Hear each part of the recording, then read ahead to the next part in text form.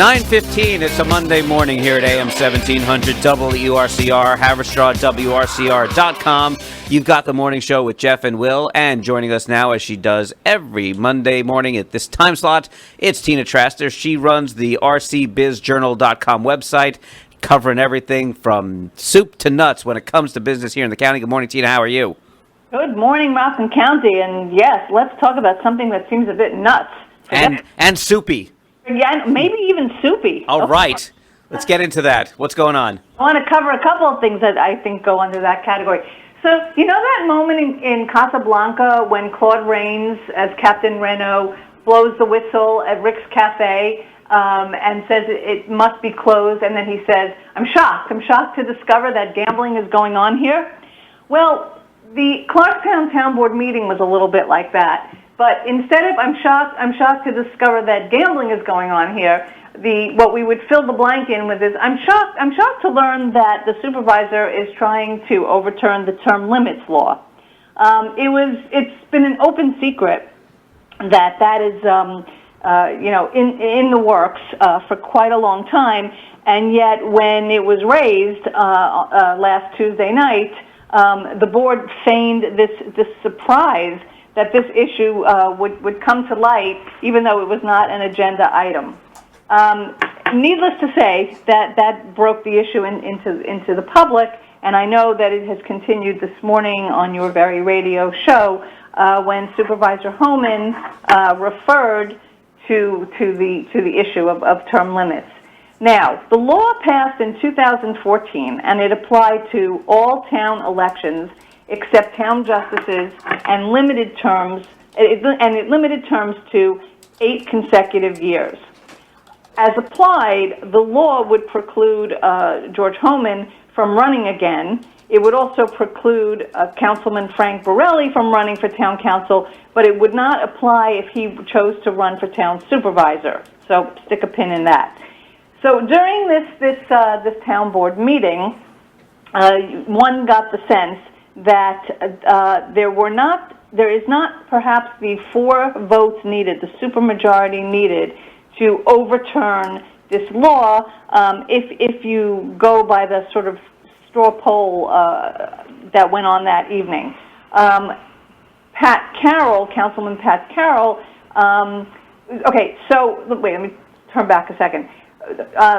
George Homan suggested, or it had been suggested, that he was looking to get a legal opinion on this and that the law is vague. But Councilman Pat Carroll, who apparently is an attorney, he said it's not vague and it should be enforced, and that it has several components, including carve-outs and exceptions for partial terms and for elected officials running for other offices, and basically it's not a vague law. Specifically, quote, the language says, the term of any elected Clarkstown official elected in a regular election after January 1, 2015 should not exceed 8 consecutive years. That seems pretty clear. The law also says that, as I mentioned, that they would need 4 out of the 5 votes to overturn this. Now, it seemed that Councilman Borelli seemed to be opposed. Pat Carroll suggested that he was opposed. Don Franchino seemed to suggest that he wanted at least a referendum on this. The Ward 2 councilman seemed to support it. So it would seem that there's not a clear a 4-vote supermajority to overturn this law. Now, the way that it came up is that a citizen read a letter that seemingly was devised by the Clarkstown Democratic Committee and signed by Alex Gromack, Shirley Lasker, and Stephanie Hausner, which make up the part of the former council at the time when the law was passed. But interesting about when the law was passed, at the time, according to their letter, George Homan had said, quote, I do understand as now a 2-term incumbent councilman, like any incumbent, that I have a distinct this distinct advantage over any challenger, term limits are a way of ensuring that periodically the people have the playing field leveled with a guarantee of turnover, end quote. Where does that quote come from? That quote came from at the time when the town board had 2 Republicans, which were George Homan and Frank Borelli, and 3 Democrats. And that goes back to 2015 when the town created the ward system and also voted for these term limits. I mean, was that cited in like the Journal News or somewhere else, or was that directly from the meeting itself? This is from the letter that Alex Gromack, Shirley Lasker, and Stephanie Hausner submitted. It was a direct quote from, at the time, presumably from a board meeting. Okay. If anybody wants to look up the town code, it is 263, section 263 in the town code. It's online. In addition to that, there are many towns have term limits. And as Mr. Homan himself said, the point of the term limits law is to expand participation in the electoral process, to allow new ideas for governance, and to blunt the unfair advantage that incumbents have, especially long-term incumbents, in local elections. No, I hate to derail you for a second here, but you referred to Casablanca earlier. I think you're in the middle of a Hitchcock movie right now. The Bird? Yeah, it's the one. We can hear the bird, yes. Psycho? Take your pick. Dial M for murder. Yeah. No, you had it right with the birds. That's what we're hearing. The birds. The way that, how is this going to unravel? Well, it's interesting. Unless the supervisor can corral the 4 votes, and it didn't seem that way from the sort of the tenor of the meeting the other night. You never know in politics. He's going to have to turn to the courts to try to get this law struck down as being unconstitutional. I think he also mentioned that this is not possibly something that could be on a referendum. I think that probably will possibly be looked at also by other attorneys. In order for him to get back on the ballot coming up, not this November, but next, he's going to, this November, he would need to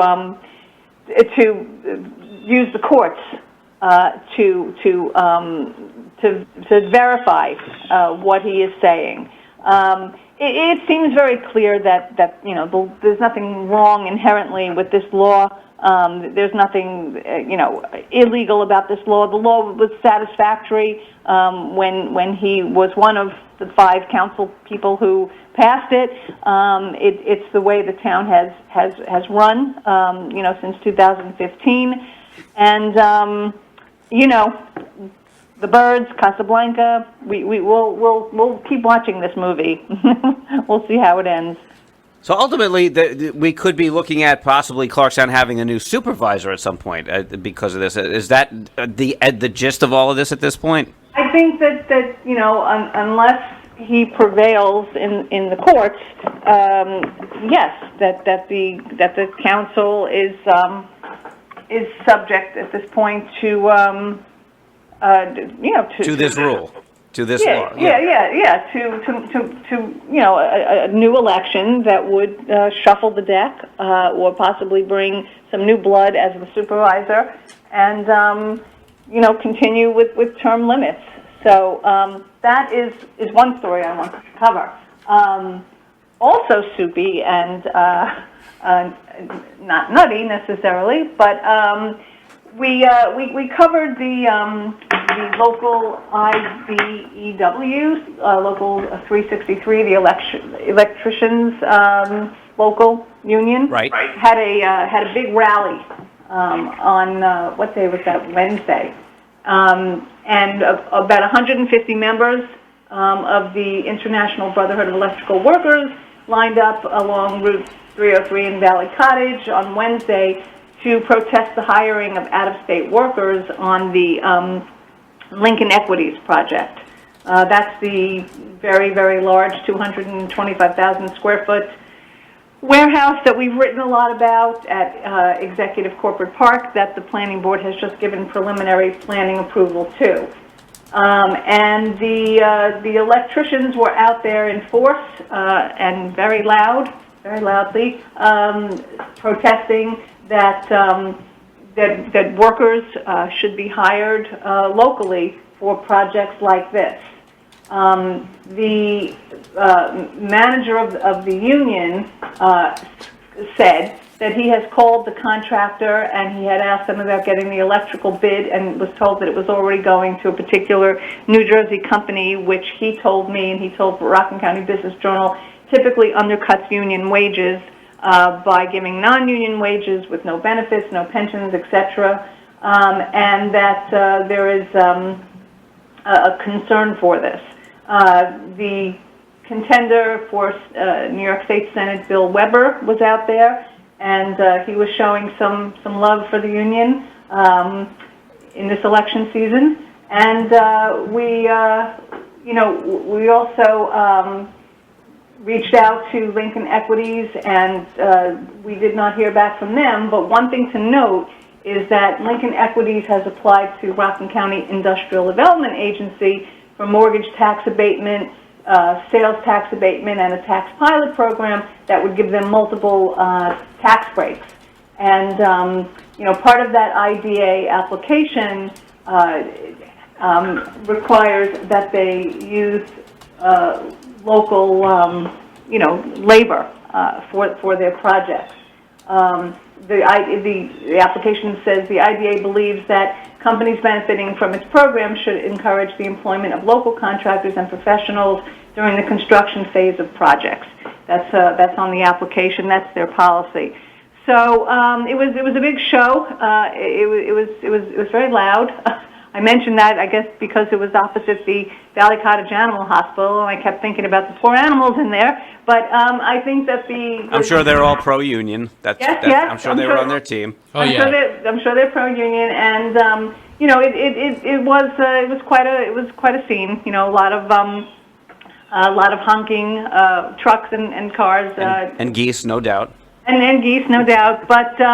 No, they held a similar rally up in Orange County for the same reason, and but this was all around this particular project, the Lincoln Equities warehouse project, which has been controversial all along and has gotten its preliminary planning approval, and so here we are with that project.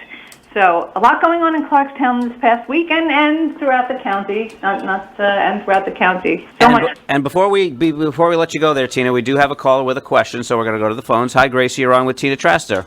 Hi, good morning, everyone. Listen, Tina, I know your expertise is business.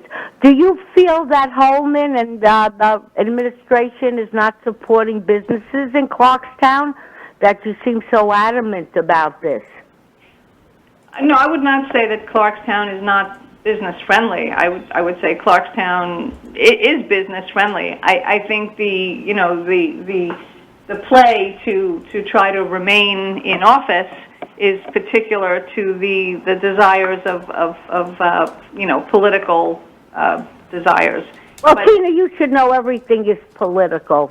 Well, even I'm political. You're political. Everything we say is always political. See, I don't believe in changing courses in midstream if they're getting us across the lake, and I feel he's doing a damn good job. So that's why I'm a little ruffled by what you're saying. Listen, thank you, but I love listening to you. Bye-bye. Thank you, Gracie. Good night, Gracie. Just keeping with the Hollywood entertainment theme. Exactly. I'm glad you're old enough to get that. I'm not sure Will did, but I did. Yep. I know, exactly. So good to have you back. Thank you very much, Tina. It's good to have you every Monday, as always, here on WRCR, the morning show with Jeff and Will. If you want to know more about Tina's publication, just go to rcbizjournal.com, sign up for all the email newsletters she can send you, and you'll be quite informed. Thank you, Tina. See you later. Bye. Have a good one.